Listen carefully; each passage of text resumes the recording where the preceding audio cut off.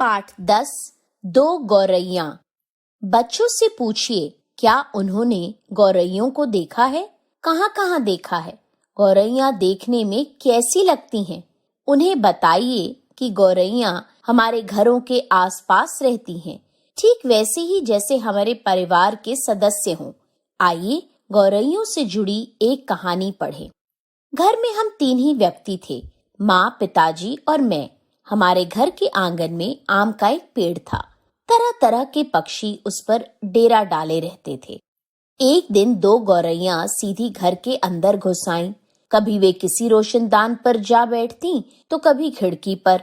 फिर जैसे आई थी वैसे ही उड़ भी गईं। पर 2 दिन बाद हमने क्या देखा कि बैठक खाने की छत से लगे पंखे के गोले में उन्होंने अपना बिछावन बिछा लिया है और मजे से दोनों बैठी गाना गा रही हैं। इस पर पिताजी को गुस्सा आ गया। उन्होंने पंखे के नीचे जाकर जोर से ताली बजाई, बाहें झुलाई, फिर खड़े खड़े कूदने लगे। गौरैयों ने नीचे की ओर झांक कर देखा और एक साथ ची ची करने लगी। पिताजी को और भी ज्यादा गुस्सा आ गया। वह बाहर से लाठी उठा लाए। उन्होंने लाठी ऊंची उठाकर पंखे के गोले को ठोका। ची ची करती गौरैया उड़कर पर्दे के डंडे पर जा बैठी। पिताजी लाठी उठाए, पर्दे के डंडे की ओर लपके। एक गौरैया उड़कर रसोई घर के दरवाजे पर जा बैठी, दूसरी सीढ़ियों वाले दरवाजे पर। माँ हंसती, तुम तो बड़े समझदार हो जी, सभी दरवाजे खुले हैं और तुम गौरैया को बाहर निकाल रहे हो। एक दरवाजा खुला छोड़ो, बाकी दरवाजे बंद कर दो, तभी ये निकलेंगी।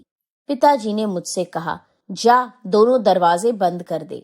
मैंने भागकर दोनों दरवाजे बंद कर दिए। केवल रसोई घर का दरवाजा खुला रहा। पिताजी ने फिर लाठी उठाई और गौरैयों पर हमला बोल दिया। ची ची करती चिड़िया रसोई घर के दरवाजे में से बाहर निकल गई। माँ तालियां बजाने लगी। पिताजी ने लाठी दीवार के साथ टिकाकर रख दी और छाती फुलाए कुर्सी पर आ बैठे। तभी पंखे के ऊपर से ची ची की आवाज सुनाई पड़ी। मैंने सिर उठाकर ऊपर की ओर देखा। दोनों गौरैया फिर से अपने घोंसले में मौजूद थी। इस बार वे रोशनदान में से आ गई थी, जिसका एक शीशा टूटा हुआ था।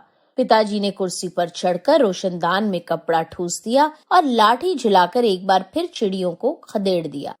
दूसरे दिन इतवार था। जब हम लोग नीचे उतरकर बैठक में आए तो गौरैया फिर से मौजूद थीं। पिताजी ने फिर लाठी उठा ली।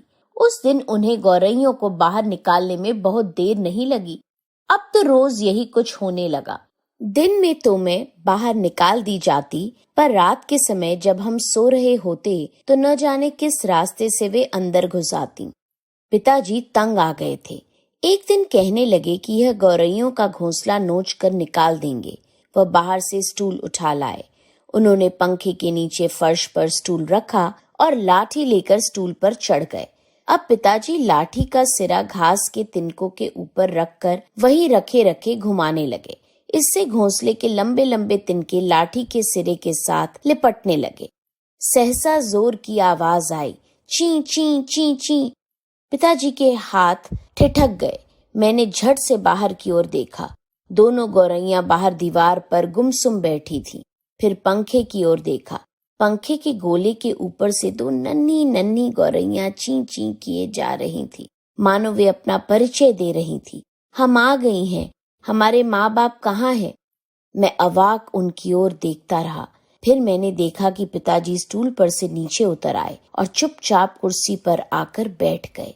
उस बीच माँ ने सभी दरवाजे खोल दिए। उनके माँ बाप झट से उड़कर अंदर आ गए और ची ची करते उनसे जा मिले।